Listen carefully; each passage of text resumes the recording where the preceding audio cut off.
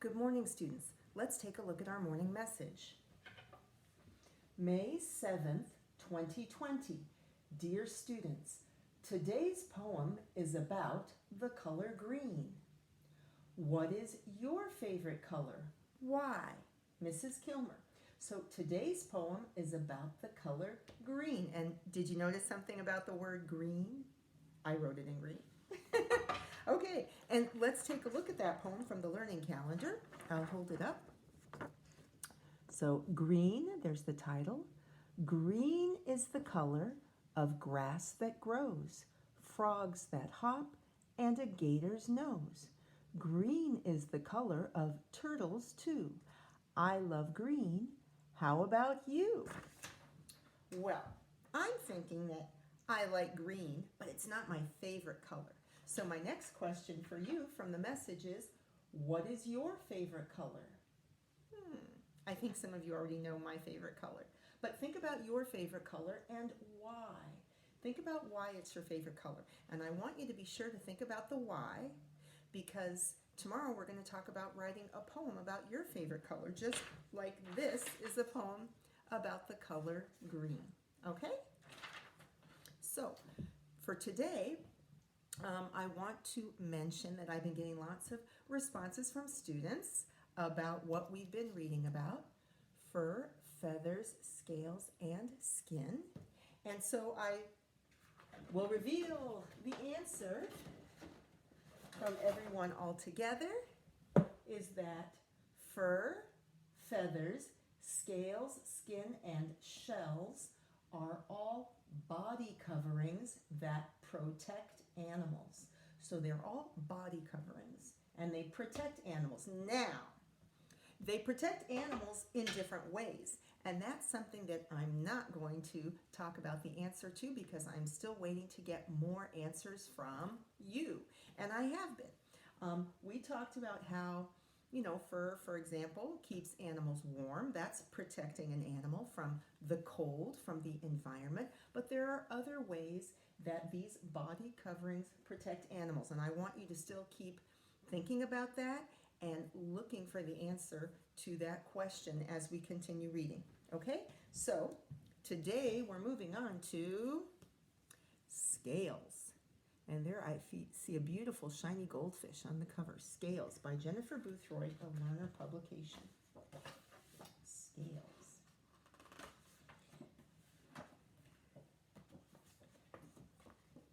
Okay, I see a picture of a lizard and a picture of some fish. So before I start reading, I want to think about, that makes sense to me. I know that there can be scales not just on fish, but on other animals too.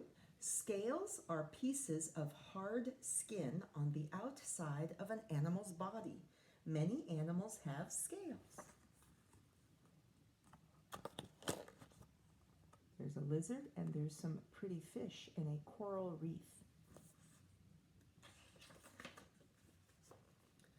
Fish have scales. Reptiles have scales.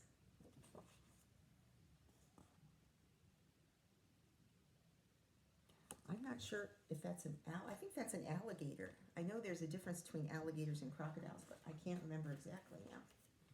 Snakes are reptiles. Lizards are reptiles. Okay, so hold on a sec. First, it started off kind of the big picture, that what scales are and how they can be on different kinds of animals, like lizards and fish. But then it started talking about how they're on reptiles, and now we're seeing different kinds of reptiles. So snakes and lizards. Okay, I want to get that straight before I move on. Many reptiles live in hot places. Their scales keep them from drying out. Ooh, so that's a way that they are protected from their environment. Wait a minute. So in this case, the body covering is protecting them from when it's too hot. It keeps them cool, doesn't keep them warm. That's kind of like the opposite of fur and feathers, right? Usually fur and feathers, we think of them as keeping the animal warm. But in this case, they are keeping the animal cool. Wow, that's a neat difference, I just realized.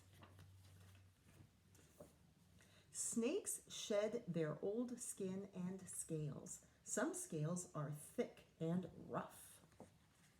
So there's a snake shedding, and there's some thick, rough scales.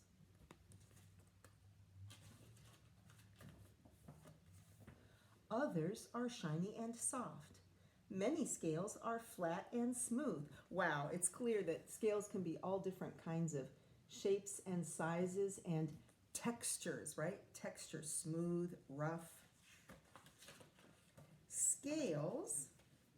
Scales protect animals. Spiky scales keep away hunting animals. Oh, I'm making a connection to how the spiky fur of a hedgehog protected it from hunting animals too, from predators.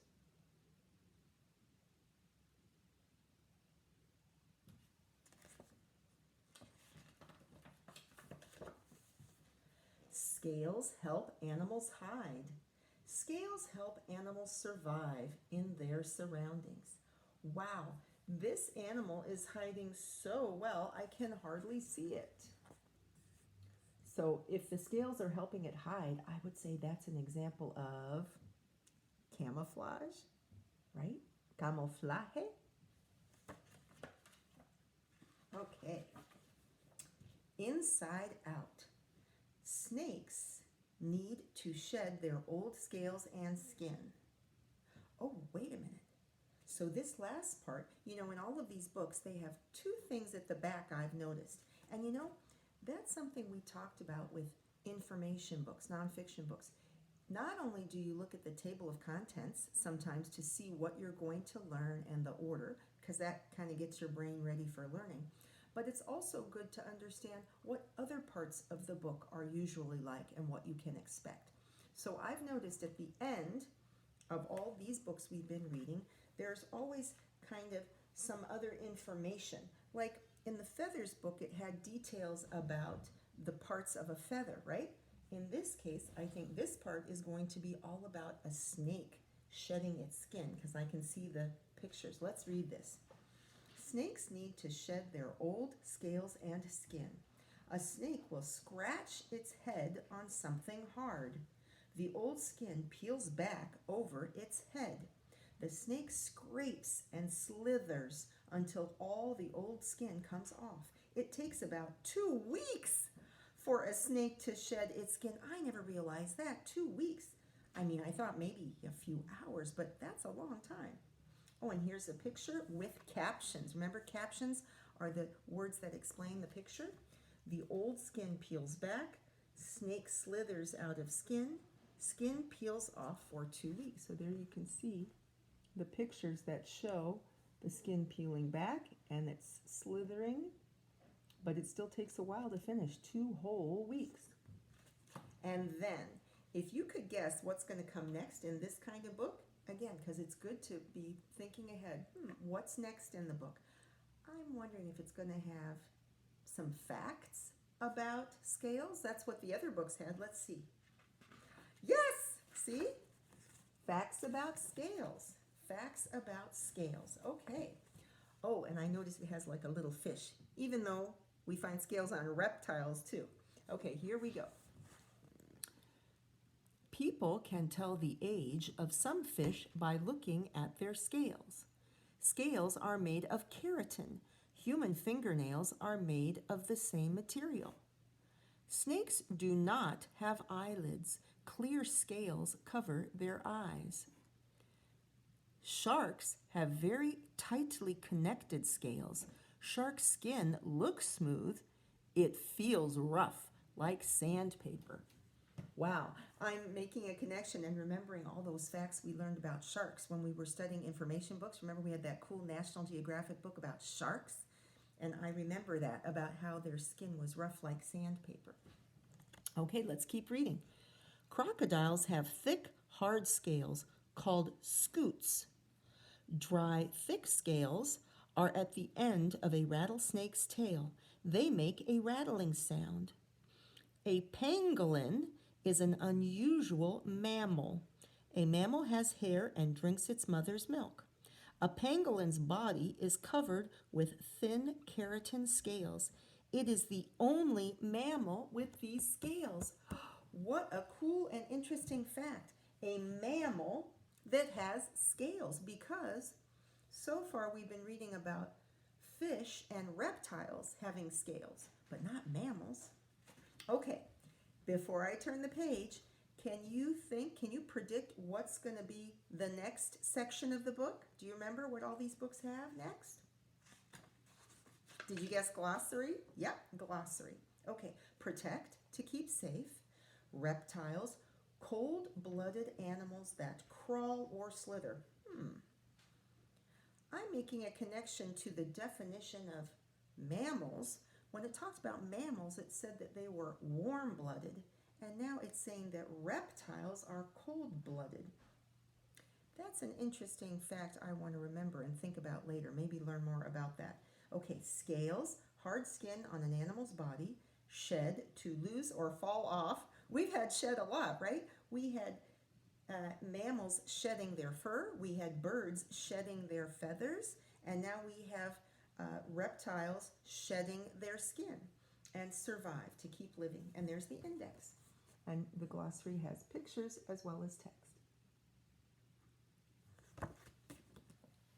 So it's interesting. I'm also making a connection to, even in fiction books that you read in a series. Here I'm pointing out to you that in an information book that we know this is part of a series, so we start to learn and expect that there are going to be certain things in all the books in this series. But it's the same when you read fiction.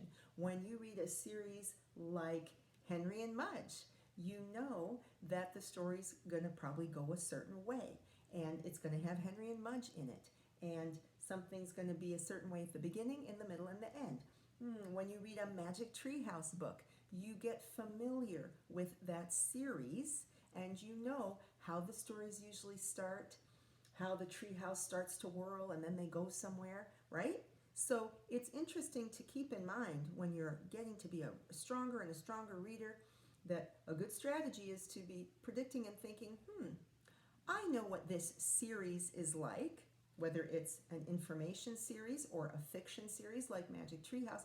I know what this series is like, and that helps me predict and understand what is going to happen. And that helps me understand and enjoy the book, right? And learn more if it's an information book. Okay, so I hope you enjoyed learning about scales, and I'll see you later this afternoon for our other book. Bye.